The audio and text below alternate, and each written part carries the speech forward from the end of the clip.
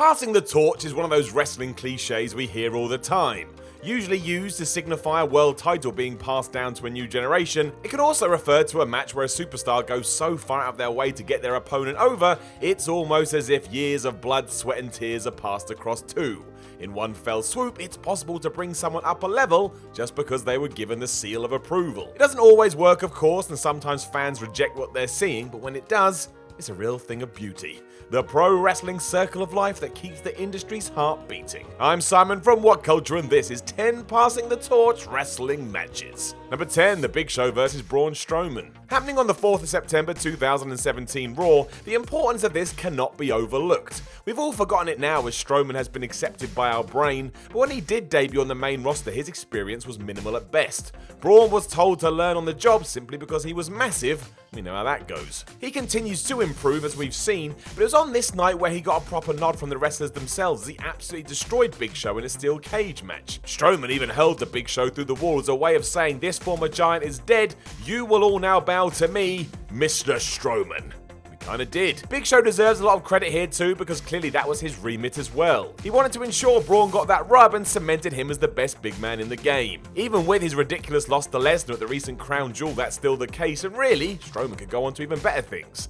Only time will tell. Number 9, Mr. Perfect vs Bret Hart. One of my personal favourite matches and one that always stands out when I recall my early days of wrestling fandom, Bret vs Perfect from SummerSlam 1991 is a classic. It is easy to forget though that the Hitman was not the top star we know today in the early 90s. If anything, his ascendancy was just beginning, and that's where Kurt Hennig comes in. As well as ignoring crippling back pain to put over Bret clean as a whistle and lose his Intercontinental title in the process, Perfect also made Hart look like the man here, something the 5-time WWE champion has openly admitted in the years afterward. It's just 18 minutes of wrestling at its finest, which also probably shined a light backstage into one Vince McMahon's face, proving that not only could Bret go, but the fans would support any kind of push. It was the start of a year-long build to win the World Championship, which also got a huge boost at WrestleMania 8, where Hart tangled with Roddy Piper. Either way, this was two legends helping a young start to the big leagues.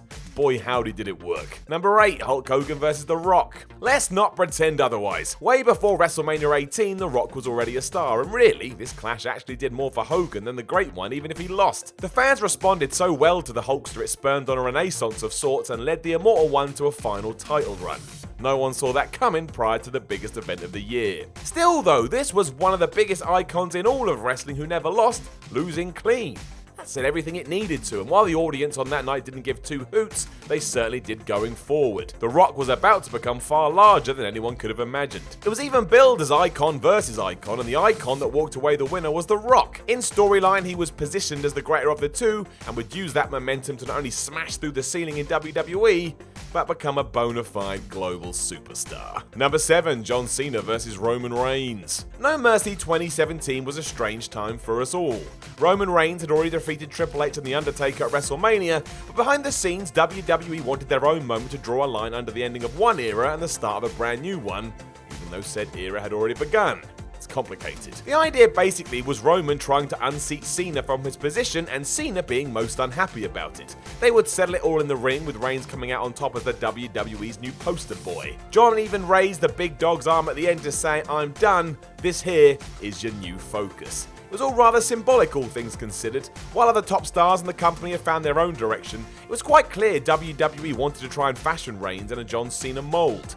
No Mercy 2017 was kind of the end of that as the two would shake hands and move away from each other. I don't think anyone could have guessed what would happen down the line, but still, that's just life for you. Hulk Hogan vs The Ultimate Warrior. One of the most historic matches in WWE history, WrestleMania 6's clash between the World and IC Champion was like seeing Batman and Superman fight if you were a kid. Most young fans had been taken in by Hulkamania, but the sheer intensity and madness of Warrior caught everybody's attention.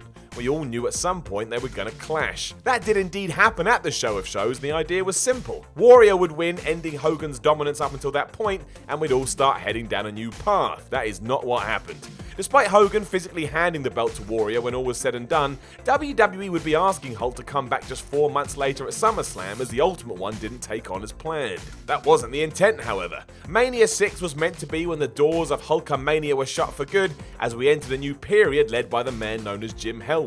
just didn't work. Even with that stealing of the spotlight ending, Hogan still tried to make it catch on. Go and watch the match again. It simply wasn't meant to be. Number 5, The Rock vs Brock Lesnar. Still regarded as one of WWE's best ever pay-per-views, SummerSlam 2002 ended with Brock Lesnar pinning The Rock clean to become the world champion. It was a fantastic culmination to a push that had been handled brilliantly, and had also seen Brock kill anyone that got in his way, including Hulk Hogan. You couldn't stop the next big thing. It was done so well, fans were actually behind such a shift too. Makes sense given that Brock came across as the most legit threat in years, but he still needed the help of his peers, and that's what The Rock did 16 years ago. Took an ass whooping and laid down for the beast. Don't take anything away from Lesnar, mind. He had embraced this rise with a level of talent few could have, and his improvement from a post-Mania debut to here was sublime. WWE had just made a new top star. Little did they know what he would do to them down the line. Number 4, Harley Race vs Ric Flair. Ric Flair had already been NWA World Champion before he clashed with Harley Race at STARRCADE 1983.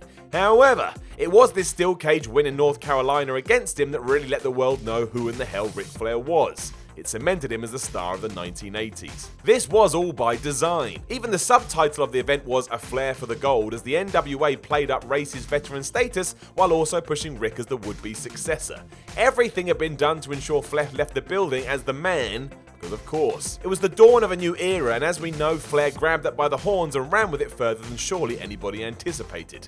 Today, he's known as one of the best ever. So I think we can say the experiment worked, and it all kinda started here when Harley Race took that torch and hurled it into Ric Flair's nose. Number 3, Shawn Michaels vs Steve Austin. At WrestleMania 14, the decision was made to put the world title on Steve Austin, have him beat Shawn Michaels in the process, and get Mike Tyson to raise his hand afterwards. Ain't no one telling me this wasn't the unveiling of Stone Cold as the new star of the company. It worked ridiculously well, as we know, but that night was actually riddled in controversy depending on who you want to believe. Apparently The Undertaker threatened to take care of HBK if he didn't do the job, whereas Shawn himself had to gut it out throughout, given his back in 1998 was nothing more than jelly. It all worked out and coronated Austin as the top guy, and from here, did he ever run with it. Everything came into place at the right time before Stone Cold would go on to break records and basically just run amok throughout the entire industry. There may never be another like him, but we'll always have this damn match.